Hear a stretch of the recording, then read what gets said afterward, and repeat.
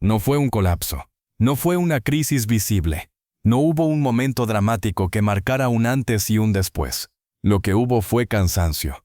Un cansancio silencioso que se acumuló mes tras mes, mientras yo seguía cumpliendo con todo. Trabajaba, pagaba cuentas, evitaba deudas grandes, hacía lo correcto. Desde afuera mi vida financiera parecía normal, estable, incluso. Pero por dentro la sensación era siempre la misma, el dinero nunca alcanzaba, nunca descansaba, nunca estaba en paz. Cada mes era una pequeña pelea. Una discusión interna que empezaba antes de que llegara el sueldo y terminaba cuando ya no quedaba casi nada. No peleaba por lujos ni por excesos. Peleaba por orden, por control, por la sensación de no estar siempre corriendo detrás de algo que nunca alcanzaba del todo. Lo más extraño es que no me sentía irresponsable. Al contrario, me decía a mí mismo que estaba haciendo lo que podía, que el problema era el contexto, el costo de vida, los imprevistos, los meses difíciles. Siempre había una razón válida, siempre había una excusa lógica. Y así, sin darme cuenta, convertí esa pelea constante con el dinero en parte de mi rutina. No me consideraba malo con las finanzas, tampoco bueno. Simplemente, cansado. Cansado de pensar, de calcular, de ajustar. Cansado de llegar a fin de mes con la sensación de haber sobrevivido, no de haber avanzado. Y ese cansancio con el tiempo se volvió peligroso, porque cuando uno se cansa, deja de mirar con claridad. Empecé a evitar ciertos números, no porque fueran catastróficos, sino porque eran incómodos. Sabía más o menos cómo estaba, pero no quería verlo completo. Prefería no abrir ciertas aplicaciones. Prefería no sumar todo. Prefería no enfrentar la realidad tal como era. Y aunque no lo admitía en voz alta, algo dentro de mí sabía que ese no era un problema de ingresos. Era un problema de relación. Yo no estaba administrando el dinero. Estaba reaccionando a él. Cada decisión era una respuesta al mes anterior, al gasto inesperado, al miedo de quedarme corto. No había planificación real, solo ajustes constantes. No había estrategia, solo parches. Y cuando uno vive así, el dinero deja de ser una herramienta y se convierte en un adversario. La pelea no era ruidosa, era diaria. Era esa sensación de incomodidad cuando pensaba en el futuro. Era la frustración de saber que trabajaba, pero no sentía progreso. Era la culpa disfrazada de normalidad. Porque cuando algo se repite lo suficiente, deja de alarmarnos y empieza a parecernos, así es la vida. Hasta que llegó ese diciembre. No fue distinto en números. No hubo un giro milagroso. Pero algo en mí ya no aguantaba más seguir igual. Me di cuenta de que no podía entrar a otro año con la misma sensación. No podía seguir justificando el desorden como algo inevitable. No podía seguir peleando con el dinero como si fuera un enemigo externo, cuando en realidad el conflicto estaba en mis decisiones, mis hábitos y sobre todo en mi forma de mirar el problema. Ese fue el año en que dejé de pelear con el dinero. No porque lo dominara, no porque me volviera experto, sino porque entendí algo fundamental. Mientras siga luchando contra él, siempre voy a perder. Esta no es una historia de riqueza repentina, ni de fórmulas mágicas. Es una historia real, una historia sobre errores financieros normales, decisiones postergadas y aprendizajes incómodos. Y si estás escuchando esto, probablemente no estás buscando milagros. Estás buscando claridad, orden, tranquilidad. Eso fue exactamente lo que yo también estaba buscando cuando todo empezó. Capítulo 1. Cuando ganar más no arregla nada. Durante mucho tiempo creí que el problema era simple. No ganaba lo suficiente. Esa idea era cómoda, tenía lógica. Y sobre todo, me daba una explicación rápida para todo lo que no funcionaba. Si el dinero no alcanzaba, la causa debía ser externa.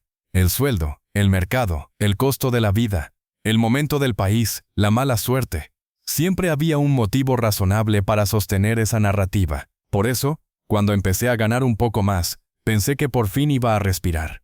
No fue un aumento enorme ni un golpe de suerte extraordinario. Fue un ingreso adicional, algo que en teoría debía aliviar la presión. Recuerdo haber pensado que ahora sí iba a ordenar las cosas, que por fin tendría margen, que ese pequeño desahogo cambiaría la dinámica mensual. Pero no pasó. El alivio duró poco, muy poco, un par de semanas, tal vez. Después, todo volvió a sentirse igual, el mismo apuro, la misma tensión al final del mes, La misma sensación de estar siempre reaccionando, nunca anticipando. Y eso fue desconcertante, porque según mis propias reglas, ahora debía estar mejor. Ahí apareció la primera grieta en mi forma de pensar. Si ganar más no estaba solucionando el problema, entonces el problema no era solo cuánto entraba. Sin embargo, no lo acepté de inmediato. Me costó. Durante un tiempo seguí empujando la misma idea. Si gano un poco más, ahora sí. Cada mejora en ingresos venía acompañada de nuevas expectativas, nuevos gastos que antes no eran posibles, pero que ahora parecían justificables. No lujos extravagantes, sino cosas normales. Mejorar algo aquí, resolver algo allá, darse un gusto ocasional como premio al esfuerzo. Nada parecía excesivo visto de manera aislada. Ese era el verdadero peligro. Nunca me senté a decir, ahora que gano más, voy a gastar más. Simplemente pasó, de forma gradual, casi imperceptible. El dinero adicional no se transformó en orden ni en tranquilidad. Se transformó en más movimiento, más decisiones, más complejidad. Y así, sin darme cuenta, confirmé algo que nunca había querido mirar de frente. El nivel de ingresos no determina automáticamente el nivel de control. Con el tiempo entendí que ganar más, sin un sistema, es como echar agua en un recipiente roto. No importa cuánto entre, siempre va a filtrarse por algún lado. Y ese algún lado suele ser invisible cuando uno no tiene claridad. Yo no tenía claridad. Tenía suposiciones. Sabía cuánto ganaba, más o menos cuánto gastaba, y tenía una idea general de mis compromisos, pero no tenía una visión completa. No había estructura, no había intención, solo había una sensación constante de que todo estaba ajustado, incluso cuando objetivamente ya no lo estaba tanto. El problema no era el dinero, era la ausencia de límites claros. Cuando los ingresos suben y los límites no cambian, el dinero se adapta al desorden existente, no crea orden por sí solo. Al contrario, muchas veces lo amplifica. Más margen sin dirección no genera paz, genera dispersión. Y eso fue exactamente lo que me pasó. Empecé a notar algo inquietante. Cuanto más dependía de ganar más para sentir alivio, más frágil se volvía mi tranquilidad. Porque cualquier mes irregular, cualquier gasto imprevisto, cualquier baja temporal me devolvía al mismo lugar emocional. La calma no estaba construida, estaba sostenida con alfileres. Vivía con una falsa sensación de progreso. Desde afuera, todo parecía avanzar. Más ingresos, más movimiento, más actividad. Pero internamente el conflicto seguía intacto. Seguía peleando con el dinero, solo que ahora con cifras un poco más grandes. La discusión no había cambiado, solo el volumen. Eso me llevó a una conclusión incómoda. Si mañana duplicara mis ingresos, seguiría teniendo el mismo problema, solo que en otra escala.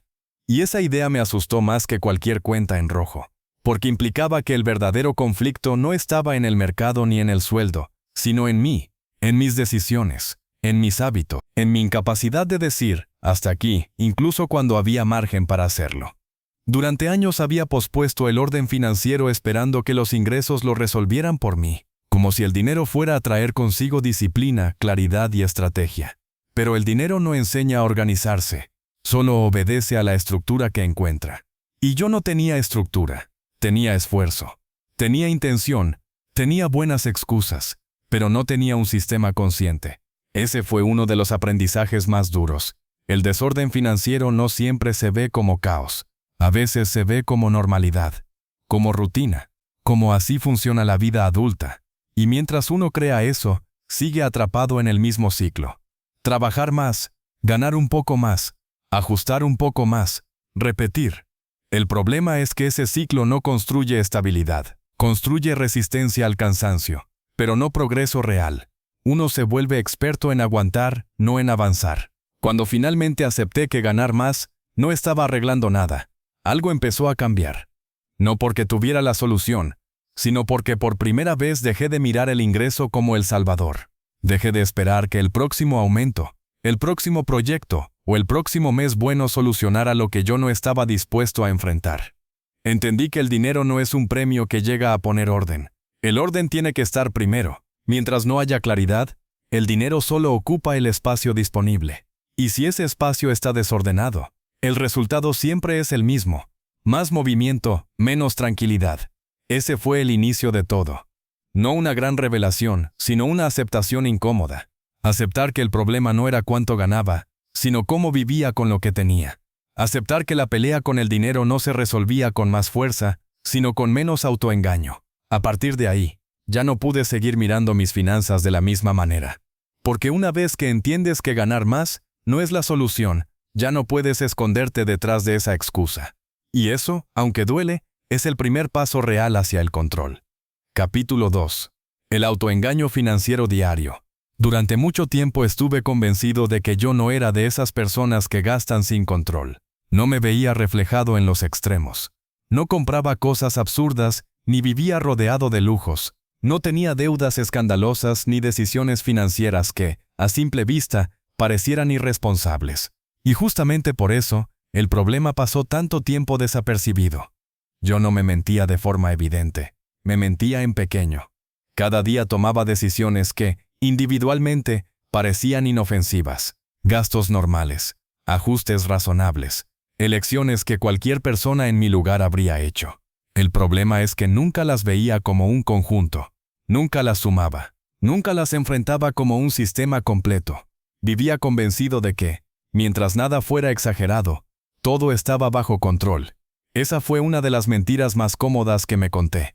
El autoengaño financiero no suele presentarse como una gran mentira, sino como una serie de justificaciones bien razonadas. Frases internas que suenan lógicas y tranquilizadoras. Esto no es tanto. Este gasto era necesario. Después lo compenso. Este mes fue especial. Y así, mes tras mes, construí una narrativa donde siempre había una explicación válida para cada desajuste. Nunca decía no puedo. Decía no pasa nada.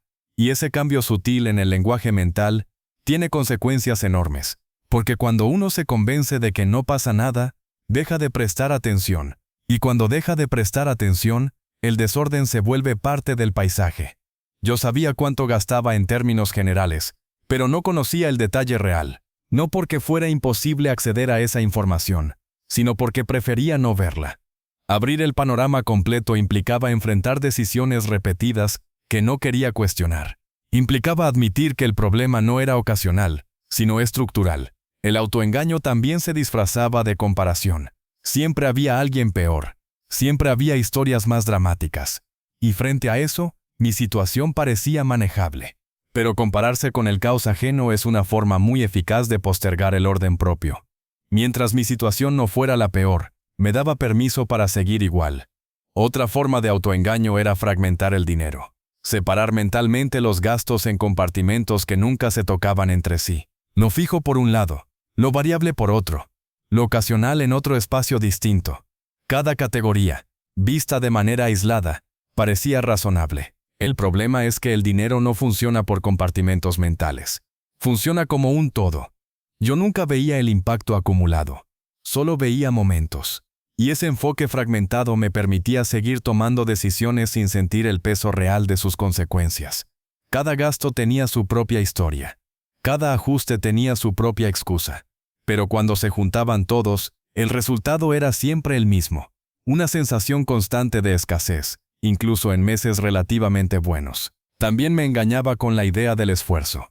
Creía que, como trabajaba duro, merecía ciertas concesiones. Y en parte era cierto. El problema es que usaba ese argumento para justificar decisiones que no estaban alineadas con ningún plan. El esfuerzo se convertía en permiso, no en estrategia. Nunca me decía a mí mismo que estaba comprando tranquilidad a corto plazo a cambio de tensión futura. Pero eso era exactamente lo que hacía. Cada pequeño alivio inmediato se transformaba, semanas después, en presión acumulada. Y cuando esa presión aparecía, yo ya había olvidado el origen. Ese es uno de los trucos más peligrosos del autoengaño financiero. Separa la decisión de la consecuencia. Hace que no parezcan relacionadas. Así, uno puede seguir repitiendo el patrón sin sentir responsabilidad directa. El autoengaño también se manifestaba en la planificación ficticia. Decía que tenía un plan, pero en realidad tenía intenciones. Intenciones vagas, sin estructura, sin fechas, sin límites claros. Pensar que algún día voy a ordenar esto es una forma elegante de no hacerlo nunca. Y mientras tanto la vida sigue pasando. Me di cuenta de que gran parte de mi conflicto con el dinero no venía de malas decisiones grandes, sino de muchas decisiones pequeñas que nunca cuestioné. Decisiones tomadas en automático, basadas en costumbre, en cansancio o en la necesidad de no pensar demasiado.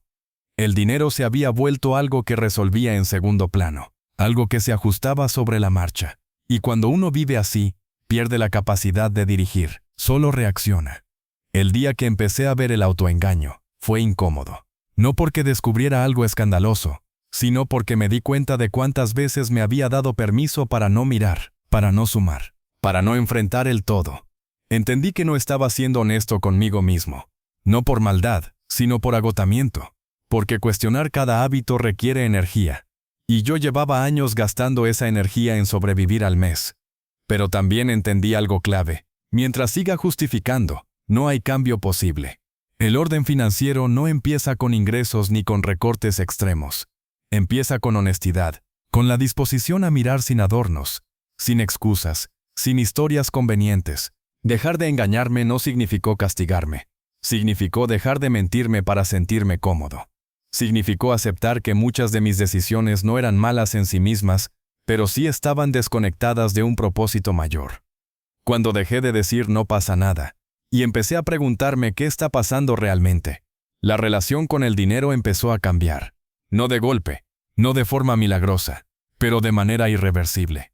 Porque una vez que ves el autoengaño, ya no puedes fingir que no está ahí. Y ese despertar, aunque incómodo, es una de las bases más sólidas para dejar de pelear con el dinero. Capítulo 3.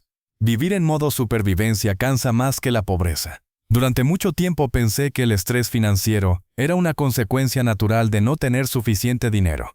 Creía que la tensión, la ansiedad y la preocupación constante venían de la escasez, que si algún día lograba estabilizar mis ingresos, todo eso desaparecería. Pero con el paso del tiempo descubrí algo que me incomodó profundamente. El cansancio que sentía no venía solo de la falta de dinero, sino de la forma en que vivía con él. Yo no vivía en la pobreza, pero vivía como si siempre estuviera a punto de quedarme sin nada. Ese estado mental es difícil de explicar si no se ha experimentado. No es hambre ni carencia extrema. Es una sensación permanente de urgencia, una alerta encendida todo el tiempo. Cada decisión se toma con prisa, cada gasto se evalúa con miedo, cada mes se siente como una carrera contra el reloj. Y aunque uno logre cumplir, pagar, ajustar y llegar, el cuerpo y la mente nunca descansan. El modo supervivencia no se activa solo cuando no hay dinero. Se activa cuando no hay claridad. Yo funcionaba reaccionando. Respondía a los problemas a medida que aparecían, sin una visión de largo plazo. Si algo se rompía, se resolvía. Si aparecía un gasto, se ajustaba. Si faltaba algo, se improvisaba. Nunca había una sensación de base firme. Todo era contingente. Todo dependía del mes. Esa forma de vivir desgasta más de lo que uno cree. No es solo el dinero lo que se va, es la energía mental, la capacidad de pensar con calma, la posibilidad de tomar buenas decisiones. Cuando uno vive en modo supervivencia, el cerebro prioriza lo inmediato, el hoy, el ahora, y eso hace que cualquier idea de planificación se sienta lejana, casi inútil. Yo pensaba poco en el futuro, no porque no me importara, sino porque me parecía inalcanzable. Todo estaba enfocado en aguantar, en llegar, en resolver lo urgente. Y cuando uno se acostumbra a ese ritmo, pierde la noción de que podría vivir de otra manera. El problema es que el modo supervivencia se normaliza. Empieza como una etapa, un momento difícil, un par de meses ajustados, pero si no se corrige, se transforma en identidad. Uno empieza a verse a sí mismo como alguien que siempre va justo, que siempre está apretado, que siempre tiene que ingeniárselas. Y esa identidad condiciona cada decisión futura. Yo no me daba permiso para pensar en estabilidad. Pensar en tranquilidad me parecía ingenuo.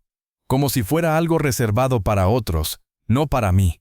Y sin darme cuenta, estaba construyendo una vida financiera basada en la resistencia, no en el crecimiento. El cansancio era constante, aunque no siempre visible. Se manifestaba en la irritación, en la falta de motivación, en la sensación de que todo costaba más de lo que debería. Incluso cuando las cosas salían bien, el alivio duraba poco, porque sabía que el próximo mes volvería a empezar la carrera. Vivir así tiene un costo silencioso. No solo afecta al bolsillo, sino a la forma en que uno se relaciona con el trabajo, con las oportunidades y consigo mismo. Cuando estás agotado mentalmente, empiezas a tomar decisiones que priorizan el alivio inmediato por sobre el bienestar futuro. No porque seas irresponsable, sino porque estás cansado. Yo confundía descanso con gasto. Creía que aliviarme significaba gastar un poco más, relajarme, no pensar. Pero ese descanso era momentáneo, y siempre venía acompañado de más presión después. El círculo se cerraba solo. Con el tiempo entendí que el verdadero problema no era cuánto tenía, sino que nunca sentía que era suficiente, porque no había un marco claro. Sin estructura, cualquier cantidad parece insuficiente. Sin orden, cualquier ingreso se vuelve frágil. Me di cuenta de que estaba viviendo como si cada mes fuera una emergencia, aunque objetivamente no lo fuera. Y esa mentalidad de emergencia constante impide construir algo sólido, porque no se puede planificar cuando todo parece urgente. El momento clave fue reconocer que ese cansancio no era normal, que no era parte obligatoria de la vida adulta, que no tenía por qué vivir siempre con el corazón acelerado cada vez que pensaba en dinero. Pero para llegar a esa conclusión, primero tuve que aceptar algo incómodo. Yo había aceptado ese modo de vida como inevitable. Salir del modo supervivencia no significó tener más dinero de un día para otro. Significó empezar a buscar estabilidad antes que crecimiento, claridad antes que velocidad, decisiones conscientes antes que reacciones automáticas. Entendí que la pobreza no es solo una condición económica, a veces es un estado mental, y se puede vivir en él incluso cuando los números no lo justifican. Ese fue uno de los descubrimientos más duros, pero también uno de los más liberadores. Porque cuando reconoces que el problema no es solo la falta, sino el estado constante de urgencia, empiezas a abrir espacio para algo distinto, para el orden, para la calma, para una relación con el dinero que no esté basada en la pelea permanente, sino en la construcción consciente. Ese fue el comienzo del cambio real. No cuando entró más dinero, sino cuando decidí que vivir agotado ya no era una opción. Capítulo 4. El mes en que dejé de mirar la cuenta. No recuerdo el día exacto, pero sí recuerdo la sensación.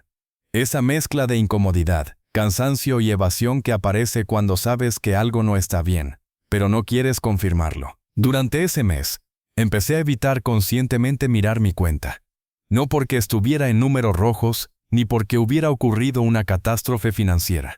Simplemente no quería ver. Mirar implicaba enfrentar. Y enfrentar implicaba admitir que a pesar de todo el esfuerzo, seguía sin tener control real. Al principio fue algo casi automático. Postergar la revisión un día, luego otro. Decirme que más tarde lo vería con calma, que ahora no era el momento, que había cosas más urgentes. La excusa cambiaba, pero el patrón se repetía, y sin darme cuenta el dinero pasó a ser un tema que resolvía solo cuando no había alternativa. Ese comportamiento es más común de lo que parece. No mirar no es ignorancia, es una forma de defensa. Es protegerse del malestar inmediato. Porque aunque los números no sean dramáticos, verlos sin un plan claro genera ansiedad. Y la mente busca alivio, no incomodidad. Yo no estaba evitando el dinero. Estaba evitando la sensación que me producía. Cada vez que pensaba en revisar mis finanzas, aparecía una tensión en el cuerpo, un nudo en el estómago. No era miedo a la ruina, era frustración acumulada. La sensación de estar repitiendo algo que no funcionaba.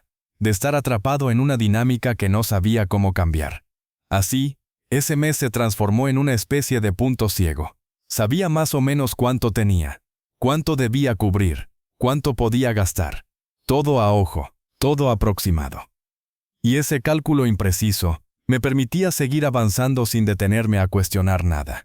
Pero la realidad no funciona con aproximaciones emocionales, funciona con números. Cuanto menos miraba, más frágil se volvía mi sensación de control. Y paradójicamente, cuanto más frágil era esa sensación, más evitaba mirar. Se formó un círculo silencioso. No dramático, pero constante. Un desgaste lento que iba minando cualquier intento de tranquilidad. Ese mes no hubo grandes excesos. No gasté más de lo habitual. No ocurrió ningún evento extraordinario. Y aún así, la tensión era mayor. Porque la incertidumbre pesa más que la certeza. Incluso cuando la certeza no es buena. Evitar mirar me daba una ilusión momentánea de calma. Mientras no veía, no existía el problema. Pero esa calma era falsa. Estaba sostenida en la negación, no en el orden. Y como toda calma artificial, se desmoronaba ante cualquier imprevisto. Me di cuenta de que había delegado mi tranquilidad a la suerte. Mientras nada saliera mal, todo estaría bien, pero eso no es control. Eso es esperar. Ese fue uno de los momentos más incómodos del proceso. Reconocer que había llegado a un punto en el que prefería no saber antes que enfrentar. Y esa preferencia dice mucho sobre la relación que uno tiene con el dinero. El problema no era la cuenta. El problema era la falta de un marco que me permitiera mirarla sin miedo. Sin estructura, cualquier número parece amenazante. Sin contexto, cualquier gasto se siente como un error. Y cuando todo se percibe así, la mente busca escapar, no por debilidad, sino por agotamiento. Ese mes fue una señal clara de que algo tenía que cambiar, porque evitar mirar no resuelve nada, solo aplaza el choque con la realidad. Y mientras más se aplaza, más grande parece. Entendí que no podía seguir viviendo así, que no podía construir una relación sana con el dinero si lo trataba como un tema que solo se enfrenta cuando no queda alternativa. El dinero no puede ser una emergencia constante. Necesita espacio, atención y sobre todo neutralidad. Mirar la cuenta no debería ser un acto cargado de emoción, debería ser información. Punto. Pero para que eso ocurra, primero hay que cambiar la forma en que uno se posiciona frente a sus números, dejar de verlos como un juicio personal y empezar a verlos como datos. Datos que muestran una situación, no un valor como persona. Ese mes en que dejé de mirar la cuenta fue, paradójicamente, el mes en que empecé a entender que tenía que mirarla de otra manera. No con miedo, no con culpa, sino con intención. No fue inmediato, no fue cómodo, pero fue necesario. Porque mientras sigas evitando mirar, sigues peleando. Y yo ya estaba demasiado cansado para seguir en esa pelea silenciosa. Capítulo 5. El momento incómodo. Ver la realidad completa. No fue un acto de valentía. Fue más bien una rendición silenciosa. Llegó un punto en el que evitar ya no era sostenible. El cansancio había superado al miedo. Y eso, aunque parezca extraño, fue lo que me permitió sentarme y mirar. No para arreglar nada todavía, sino simplemente para ver. Me senté con papel y lápiz. No con una aplicación sofisticada ni con una planilla perfecta. No quería optimizar ni embellecer. Quería entender. Y para eso necesitaba algo simple, casi incómodo. Algo que no me permitiera esconderme detrás de gráficos ni categorías automáticas. Ese momento fue difícil. No por los números en sí, sino por lo que representaban. Ver la realidad completa implicaba aceptar decisiones repetidas. Implicaba reconocer hábitos que había normalizado. Implicaba asumir que el desorden no era circunstancial, sino acumulativo. Lo primero que sentí fue vergüenza. No una vergüenza intensa, sino esa incomodidad silenciosa que aparece cuando uno se da cuenta de que pudo haber actuado distinto durante mucho tiempo. No había un culpable externo al que señalar. No había una crisis que justificara todo. Solo estaba yo, mis decisiones y sus consecuencias. Ese es el momento que muchos evitan. Porque mientras el problema sea difuso, uno puede seguir contando historias. Pero cuando los números están frente a ti, claros y completos, ya no hay relato que los suavice. No hay más o menos. No hay creo que. Hay datos. Y los datos no juzgan, pero tampoco mienten. Al principio intenté ordenar mientras miraba. Corregir mentalmente. Ajustar. Proyectar soluciones rápidas.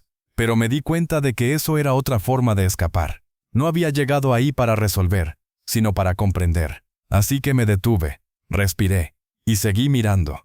Anoté todo: ingresos, gastos fijos, gastos variables, compromisos pequeños que había olvidado, suscripciones que ya no usaba, ajustes temporales que se habían vuelto permanentes. Cada número era pequeño por separado, pero juntos contaban una historia clara. La historia de alguien que nunca había decidido con intención completa. No fue una revelación explosiva, fue más bien una acumulación lenta de comprensión.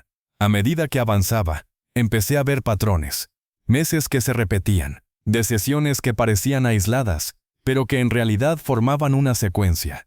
No era un problema de un mes malo, era una estructura que me llevaba siempre al mismo lugar. Lo más incómodo fue aceptar que no todo era necesario. Había muchas cosas que yo había clasificado como inevitables, cuando en realidad eran elecciones. Elecciones cómodas, sí, elecciones comprensibles también, pero elecciones al fin y al cabo. Ver eso dolió, porque cuando aceptas que algo es una elección, también aceptas que podrías haber elegido distinto. Y eso golpea el orgullo. Golpea la imagen que uno tiene de sí mismo como alguien razonable, responsable, consciente. Pero ese golpe fue necesario. Sin él, no habría cambio real. También descubrí algo importante. El problema no era que gastara mucho en una cosa específica. Era que gastaba sin un marco claro, sin prioridades definidas, sin límites visibles. Todo parecía igual de importante en el momento, y por eso nada lo era realmente. El dinero se distribuía solo, siguiendo la inercia de mis hábitos. Yo no lo dirigía, solo lo acompañaba. Ese día entendí que mirar la realidad completa no es un acto financiero, es un acto emocional, porque te obliga a sentarte contigo mismo sin distracciones, sin justificaciones, sin atajos. No salí de ese ejercicio con un plan perfecto. Salí con algo más valioso: claridad. Por primera vez, el dinero dejó de ser una sensación difusa y se convirtió en algo concreto, algo que podía entender, algo que ya no me perseguía desde la incertidumbre, sino que estaba ahí, visible, delimitado. Esa claridad no fue alivio inmediato. De hecho, al principio aumentó la incomodidad, porque ahora sabía, y saber implica responsabilidad. Ya no podía decir que no entendía qué pasaba. Ya no podía atribuirlo todo al contexto o a la mala suerte. Pero también trajo algo nuevo. Una sensación leve, casi imperceptible, de control potencial. No control total, no tranquilidad absoluta.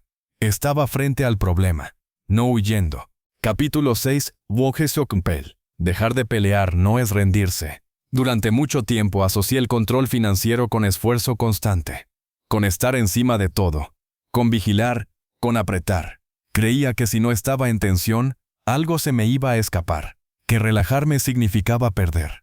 Y por eso, incluso cuando intentaba ordenar, lo hacía desde la pelea, no desde la claridad. Pero algo cambió después de ver la realidad completa.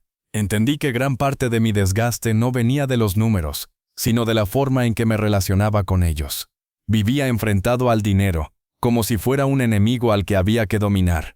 Y esa mentalidad me llevaba a tomar decisiones defensivas, reactivas, cargadas de emoción. Pelear cansa. Y cansa incluso cuando crees que estás ganando. Dejar de pelear no significó dejar de hacerme cargo. Al contrario. Significó dejar de reaccionar con culpa, miedo o enojo, y empezar a actuar con intención. Fue un cambio sutil, pero profundo. Pasé de intentar controlar todo a decidir que sí y que no. Ese fue un punto clave, porque cuando uno pelea con el dinero, todo se vuelve personal. Cada gasto se siente como un error, cada ajuste como un castigo, cada límite como una pérdida.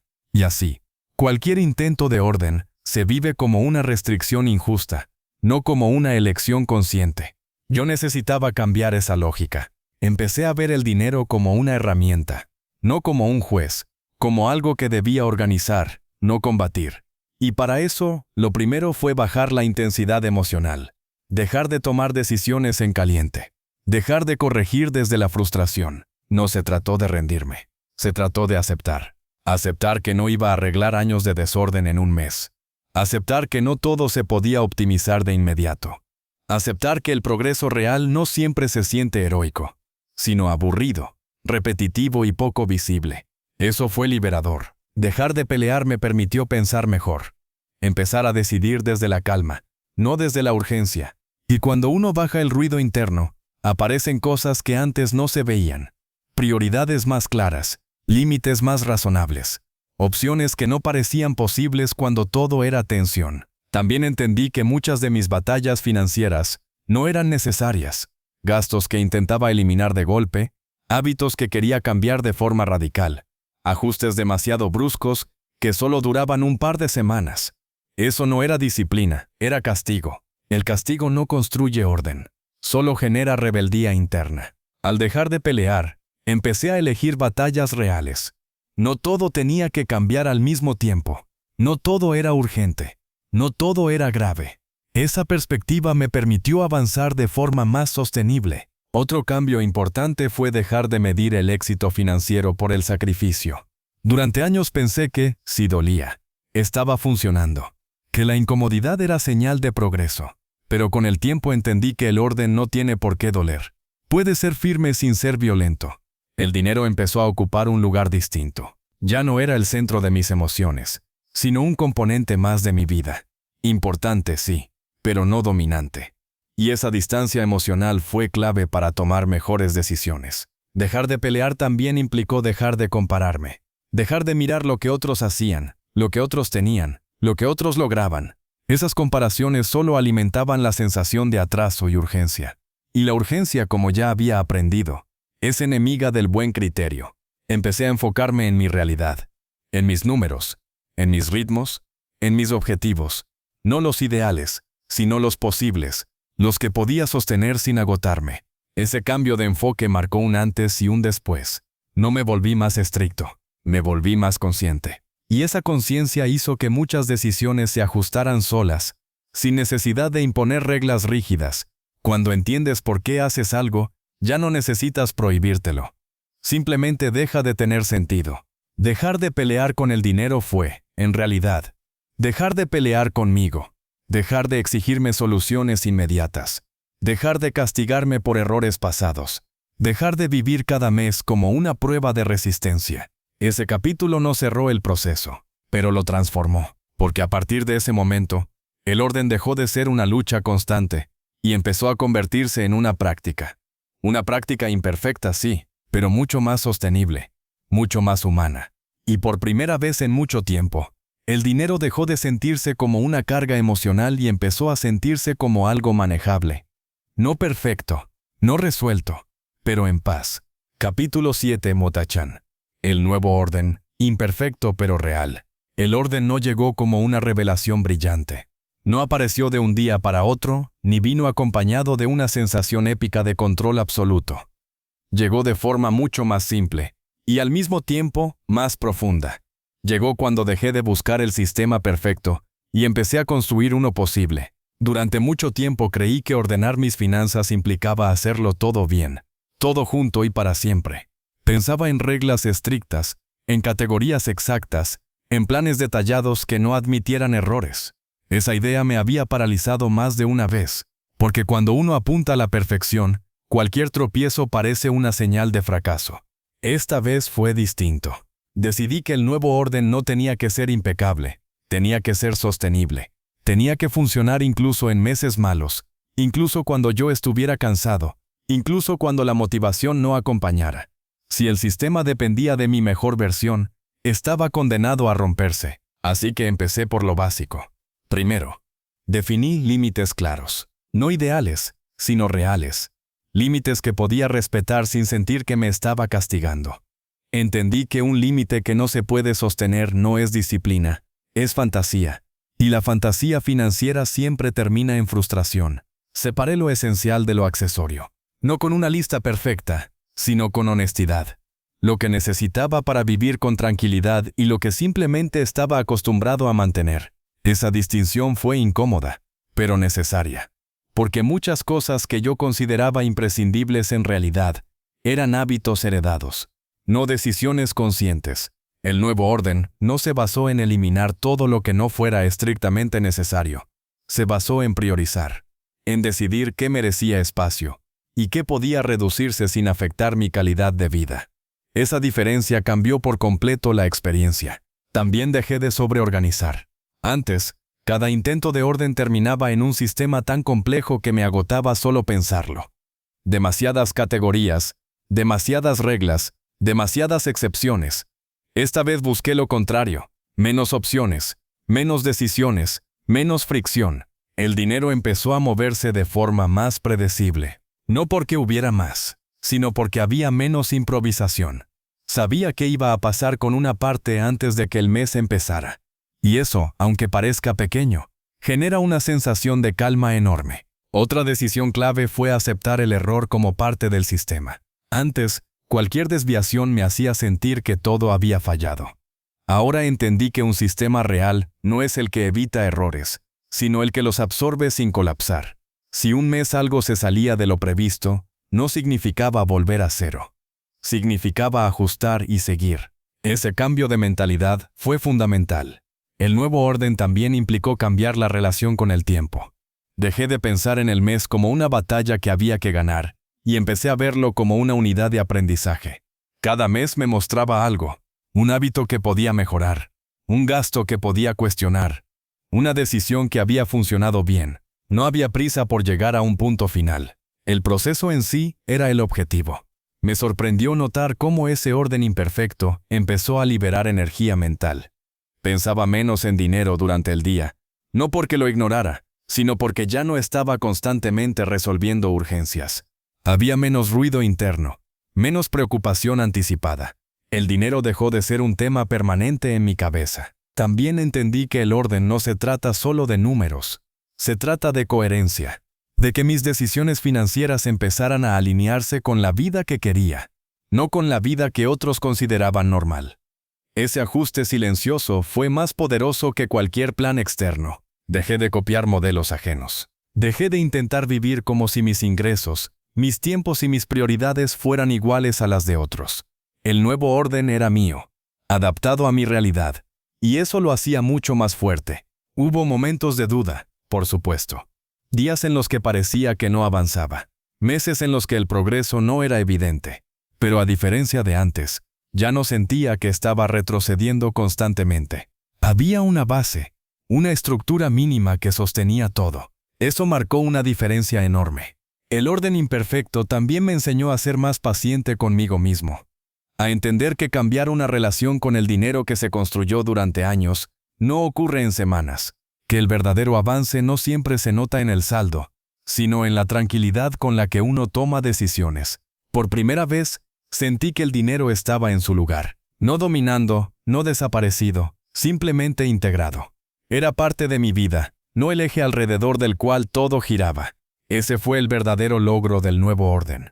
No me volví experto, no me volví rico, no me volví infalible. Me volví constante. Y esa constancia, aunque silenciosa, empezó a cambiarlo todo. Porque cuando el orden deja de depender de la motivación y empieza a apoyarse en hábitos simples, se vuelve resistente. Se mantiene incluso cuando la vida se complica. El nuevo orden no era espectacular, pero era real. Y por primera vez en mucho tiempo, eso fue más que suficiente.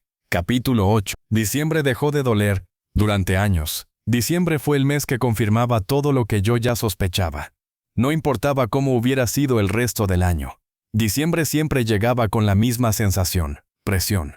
Una mezcla de cierre, exigencias sociales, gastos inevitables y cansancio acumulado. Era el mes en que cualquier pequeño desajuste se volvía evidente, y cualquier error pasado pasaba la cuenta. Yo me preparaba para diciembre con resignación, no con planificación. Sabía que iba a doler. Sabía que iba a ser incómodo. Sabía que iba a terminar ajustando, postergando o simplemente aguantando. Y aunque intentaba anticiparme, lo hacía desde el miedo, no desde el orden.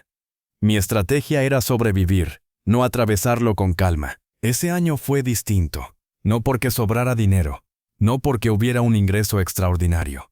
Fue distinto porque por primera vez, diciembre no me tomó por sorpresa. El nuevo orden, imperfecto pero real, empezó a mostrar su verdadero valor justo ahí. En el mes donde antes todo se desarmaba, ahora las cosas, aunque tensas, se mantenían en pie. Y esa diferencia fue profunda. Lo primero que cambió fue mi estado mental.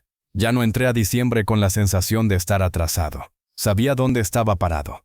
Conocía mis límites. Tenía claridad sobre qué podía y qué no podía hacer. Y esa claridad eliminó gran parte del ruido emocional que antes dominaba el mes. Por primera vez, diciembre no fue una emergencia constante. Hubo gastos, sí, hubo ajustes, también. Pero ya no eran sorpresas, no aparecían como golpes inesperados, sino como eventos previstos dentro de un marco claro. Y cuando algo es esperado, deja de ser amenazante. Entendí algo importante. Diciembre no duele por los gastos, duele por la falta de control acumulada durante el año. Cuando llegas a diciembre cansado, desordenado y sin margen, cualquier presión se multiplica. Pero cuando llegas con una estructura mínima, incluso los meses exigentes se vuelven manejables. Ese año no tuve que improvisar tanto. No tuve que justificar decisiones sobre la marcha. No tuve que prometerme que el próximo año sí, mientras ajustaba en silencio. Ya no estaba negociando conmigo mismo cada gasto. Había decisiones tomadas de antemano. Y eso cambia todo. También noté algo que no había experimentado antes. Pude disfrutar ciertas cosas sin culpa. No porque gastara sin pensar, sino porque sabía que estaban dentro de lo posible. El disfrute dejó de estar acompañado de ansiedad futura. No era una huida momentánea.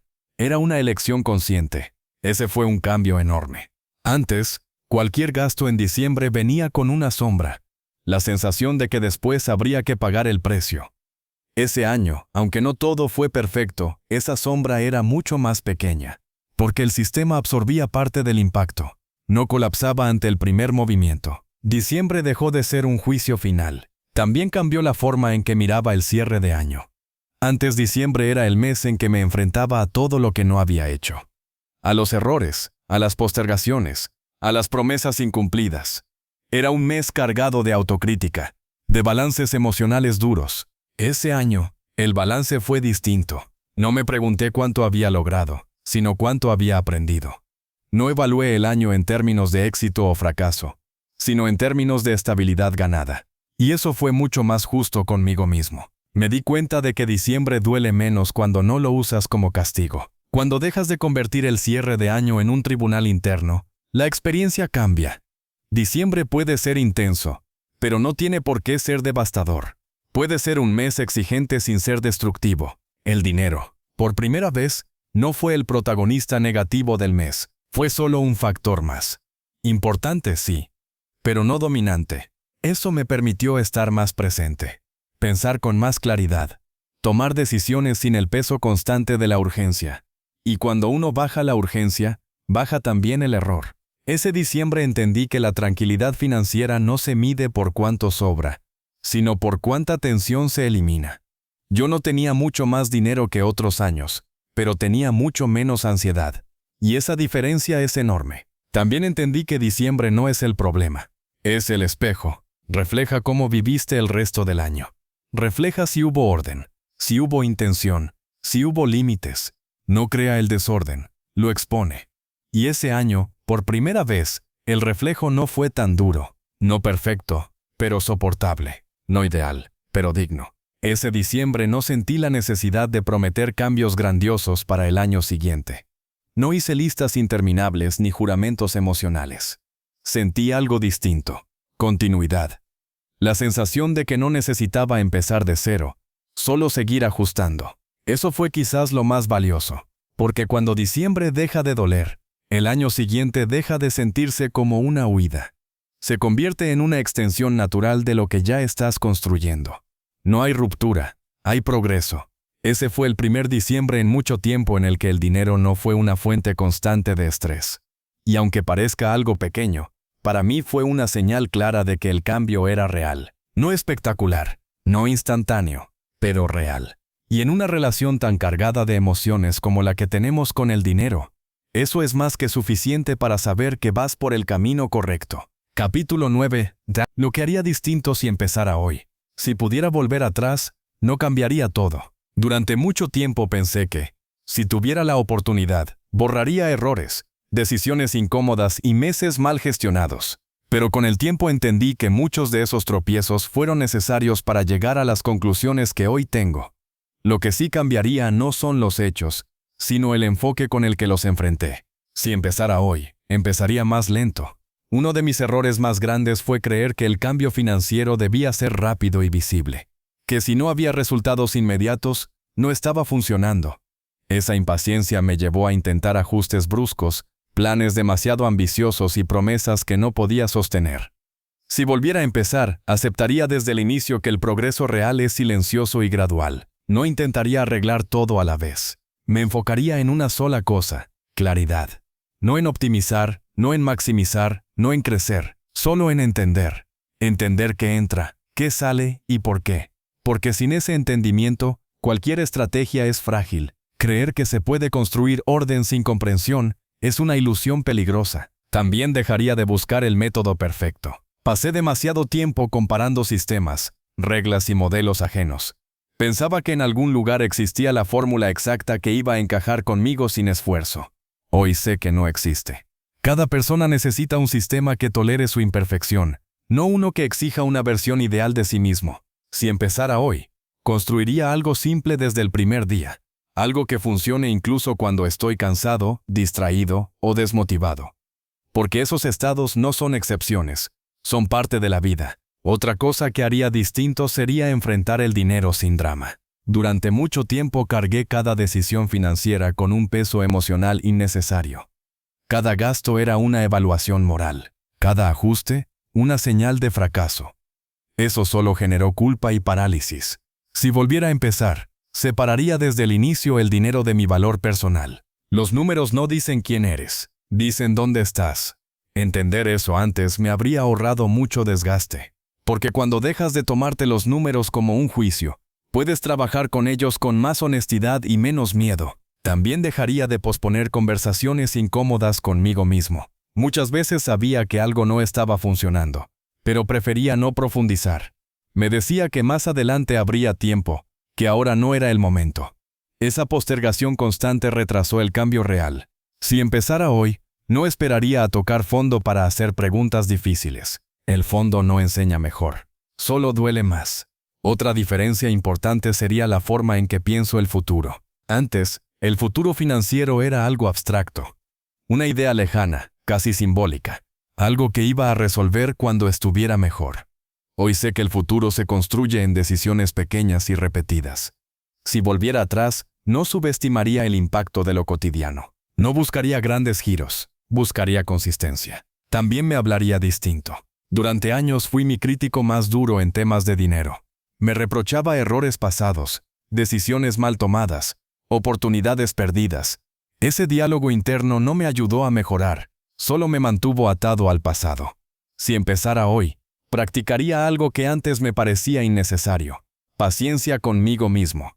El cambio sostenido no nace del castigo, nace del entendimiento. Otra cosa que haría distinto es definir con más claridad qué significa estar bien para mí. Durante mucho tiempo usé parámetros ajenos para evaluar mi situación. Ingresos, estilos de vida, estándares externos que no necesariamente se alineaban con mis prioridades reales. Eso generaba una sensación constante de insuficiencia. Si volviera a empezar, definiría antes qué necesito para sentir tranquilidad, no qué debería querer según otros. La tranquilidad financiera no es universal, es personal. También habría dejado de usar el cansancio como excusa. Muchas decisiones malas no las tomé por ignorancia, sino por agotamiento. Y aunque el cansancio es real y válido, no puede ser el piloto automático permanente. Si empezara hoy, cuidaría más mi energía mental, porque sé que sin ella, incluso las mejores intenciones se diluyen. Otra lección clave es no esperar el momento ideal. Yo postergué el orden financiero esperando estabilidad, ingresos más claros, menos problemas. Ese momento nunca llegó. La estabilidad no precede al orden, nace de él. Si volviera atrás, empezaría incluso en medio del caos, con lo que hubiera disponible. No necesitas condiciones perfectas para ordenar, necesitas decisión. También dejaría de subestimar el impacto de los límites. Durante años evité poner límites claros porque los asociaba con restricción y pérdida. Hoy entiendo que los límites bien definidos no quitan libertad, la protegen. Si empezara hoy, los vería como aliados, no como castigos. Y por último, haría algo fundamental desde el primer día. Dejaría de pelear. No pelearía con el dinero, ni conmigo. No trataría cada mes como una prueba que hay que aprobar. No viviría esperando el error. Aceptaría que equivocarse es parte del proceso y que el objetivo no es no fallar, sino aprender sin destruirse en el intento. Si estás escuchando esto y sientes que ya perdiste tiempo, quiero decirte algo con claridad. No estás tarde. Yo también pensé eso, muchas veces. Pero el momento en que decides mirar con honestidad es siempre un buen punto de partida. Si empezara hoy, no buscaría hacerlo todo bien, buscaría hacerlo consciente. Porque cuando el dinero deja de ser una pelea y se convierte en una conversación honesta contigo mismo, el cambio ya empezó, incluso si aún no se nota en los números. Y eso, créeme, vale mucho más de lo que parece. Capítulo 10. Capítulo 10. Al soltosime de Queen. El dinero dejó de ser enemigo. Durante mucho tiempo creí que el dinero estaba en mi contra. No de forma explícita, pero sí en esa sensación constante de fricción, de resistencia, de esfuerzo sin recompensa clara. Cada mes parecía una confrontación. Cada decisión, Una negociación tensa. Yo hacía lo que podía. El dinero hacía lo suyo. Y rara vez estábamos del mismo lado. Esa narrativa me acompañó durante años. Pensar al dinero como enemigo es cómodo, porque desplaza la responsabilidad. Si el problema es externo, entonces la solución también lo es. Algo tiene que cambiar afuera para que todo mejore adentro. Pero con el tiempo entendí que esa forma de pensar solo prolonga el conflicto, porque no se puede construir nada sólido con aquello que se percibe como una amenaza constante. El cambio real ocurrió cuando dejé de personalizar el dinero. Dejé de verlo como algo que me juzga, que me limita o que me falla.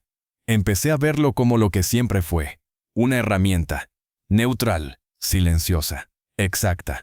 El dinero no premia ni castiga, no tiene intenciones, solo refleja decisiones.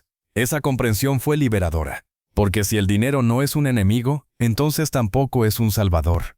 Deja de ser una figura emocional cargada de expectativas y frustraciones. Se convierte en un recurso que se administra, se cuida y se dirige. Y cuando eso ocurre, la relación cambia por completo. Yo no necesitaba ganarle al dinero, necesitaba entenderlo. Durante mucho tiempo, cada mejora financiera se sentía como una victoria momentánea.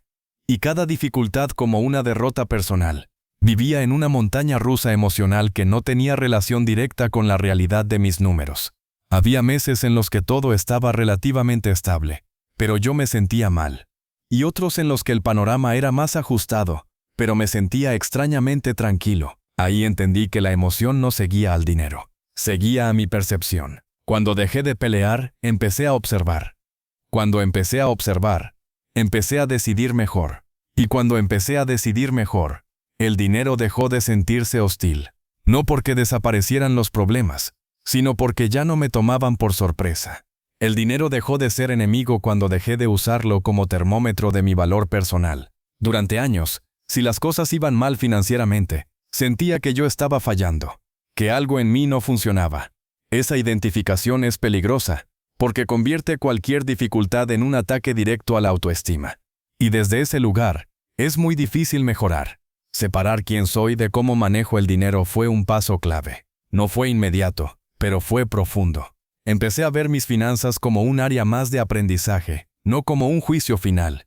Un área donde se puede mejorar, ajustar, equivocarse y volver a intentar. Esa mirada más neutral me permitió ser más honesto, más paciente y, paradójicamente, más exigente conmigo mismo de la forma correcta. Exigente en claridad, exigente en coherencia, no en perfección. El dinero también dejó de ser enemigo cuando dejé de exigirle cosas que no puede dar. Durante mucho tiempo le pedí seguridad emocional, tranquilidad absoluta, validación. Esperaba que, al tener cierto monto o cierta estabilidad, algo dentro de mí se acomodara automáticamente. Pero el dinero no cumple esa función. La tranquilidad no viene del dinero, viene del orden. Cuando entendí eso, la presión bajó. Ya no esperaba que el dinero resolviera conflictos internos. Ya no le atribuía poderes que no tiene. Lo dejé en su lugar, importante, pero no central. Otra transformación importante fue dejar de usar el dinero como castigo o recompensa. Antes, después de un mes difícil, me permitía gastos para compensar. Después de un mes bueno, me relajaba demasiado. Esa oscilación constante mantenía la relación inestable. Al dejar de pelear, empecé a buscar consistencia. La consistencia crea confianza, y la confianza elimina la sensación de enemistad. Poco a poco, el dinero empezó a comportarse de forma más predecible en mi vida. No porque fuera más, sino porque yo era más claro. Sabía qué esperar, qué permitir, qué ajustar. Y cuando algo se salía del plan, ya no lo vivía como una traición, sino como información. Esa diferencia lo cambia todo. El dinero dejó de ser enemigo cuando dejé de vivir cada mes como una batalla que había que ganar. Empecé a verlo como un proceso continuo. Sin finales épicos, sin derrotas definitivas, solo decisiones encadenadas en el tiempo. Solo decisiones encadenadas en el tiempo. También entendí que no se trata de amar el dinero ni de rechazarlo. Se trata de respetarlo. Respetar el dinero es darle estructura, atención y límites. Es no ignorarlo, pero tampoco obsesionarse. Es entender su rol y actuar en consecuencia. Cuando hay respeto, no hay pelea, hay colaboración. Hoy, el dinero no ocupa tanto espacio emocional en mi vida. Sigue siendo relevante, claro, pero ya no es una fuente constante de tensión. Es parte del sistema, no el sistema completo, y eso me permite enfocarme en otras áreas con más presencia y menos preocupación. Mirando hacia atrás, me doy cuenta de que nunca fue una guerra justa. Yo estaba cansado, confundido y reaccionando. El dinero solo estaba ahí, esperando instrucciones claras que yo no sabía cómo darle. Cuando finalmente aprendí a dar esas instrucciones, la relación cambió. No hubo un momento mágico. No hubo un punto final. Hubo continuidad. Y esa continuidad es el verdadero logro. Porque cuando el dinero deja de ser enemigo, deja de ser el centro del conflicto. Se convierte en un aliado silencioso. No porque haga milagros, sino porque ya no estorba. Si has llegado hasta aquí, quizás te das cuenta de algo parecido en tu propia vida. Tal vez el problema no es cuánto tienes, sino cómo te relacionas con ello. Tal vez no necesitas más fuerza, sino más claridad. No más pelea, sino más dirección. El año en que dejé de pelear con el dinero no fue el año en que todo se resolvió. Fue el año en que entendí que la pelea nunca fue necesaria. Y desde ahí, todo empezó a ordenarse. Conclusión. El año no cambió. Yo sí. Durante mucho tiempo pensé que mi problema con el dinero era circunstancial, que estaba pasando por una etapa, que cuando las condiciones mejoraran, todo se ordenaría solo. Esa idea me permitió postergar decisiones importantes durante años. Me dio alivio momentáneo, pero también me mantuvo atrapado en el mismo ciclo. Hoy sé que el dinero no cambia por sí solo. Cambia cuando cambia la forma en que lo miras, lo entiendes y lo usas. El año en que dejé de pelear con el dinero no fue especial por lo que pasó afuera. No hubo grandes giros, ni eventos extraordinarios, ni soluciones mágicas. Fue especial porque algo interno se acomodó. Dejé de reaccionar y empecé a decidir. Dejé de justificar y empecé a observar. Dejé de huir y empecé a enfrentar con calma. Eso marcó la diferencia. Entendí que el verdadero desorden financiero no siempre se ve como caos. A veces se ve como normalidad, como costumbre, como frases repetidas que uno acepta sin cuestionar. Y mientras eso siga así, el problema se vuelve invisible, pero no desaparece. Dejar de pelear fue dejar de negar. Negar el cansancio, negar la evasión, negar las decisiones repetidas que no estaban alineadas con la vida que quería. Cuando dejé de pelear, también dejé de buscar culpables. El contexto, el sistema, los ingresos, todo eso influye, pero no decide por mí. Asumir mi parte no fue cómodo, pero fue liberador, porque solo desde ahí pude empezar a construir algo distinto. Este proceso no me volvió perfecto con el dinero, me volvió consciente. Sigo cometiendo errores, sigo ajustando, sigo aprendiendo, pero ya no vivo con la sensación constante de estar perdiendo una batalla invisible. El dinero dejó de ser una fuente diaria de tensión y pasó a ser un aspecto más de mi vida, importante, pero no dominante. Eso es progreso real. Si hay algo que quiero que te lleves de esta historia, no es una técnica ni una fórmula. Es una idea simple, pero poderosa. No necesitas pelear para avanzar. La pelea consume energía que podrías usar para construir. No necesitas control absoluto. Necesitas claridad suficiente. No necesitas hacerlo todo bien. Necesitas hacerlo consciente. No necesitas esperar el momento ideal. Necesitas empezar con lo que tienes, donde estás. El dinero no va a resolver tu vida, pero una relación más sana con él puede quitarte un peso enorme de encima. Puede devolverte calma, foco y margen mental. Y eso, muchas veces, es más valioso que cualquier número. Si este audiolibro resonó contigo, probablemente no estás buscando riqueza inmediata. Estás buscando orden, tranquilidad. Una forma de dejar de sentir que el dinero siempre va un paso adelante de ti. Eso es posible, no ocurre de un día para otro. No ocurre sin incomodidad, pero ocurre cuando decides dejar de pelear y empezar a mirar. El año en que dejé de pelear con el dinero fue el año en que entendí que el verdadero cambio no estaba en ganar más, sino en relacionarme mejor con lo que ya tenía. Y desde ahí, todo empezó a acomodarse con más naturalidad. Tal vez tu año no sea perfecto. Tal vez no lo fue el mío, pero si este es el año en que decides dejar de pelear, entonces ya es un buen año. Porque el orden no comienza cuando todo está resuelto, comienza cuando decides dejar de huir. Y esa decisión, aunque silenciosa, puede cambiar mucho más de lo que imaginas.